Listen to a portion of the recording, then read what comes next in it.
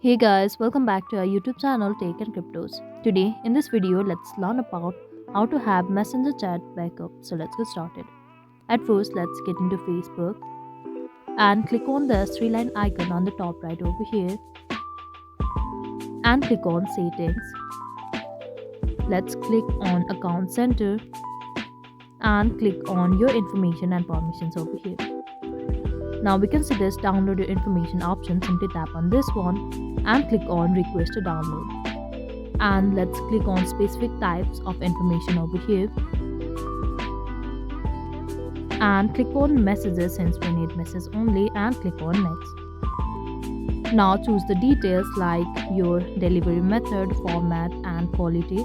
After selecting all of this, simply click on submit request, after which you can finally download the messages or the chats which you can add on backup.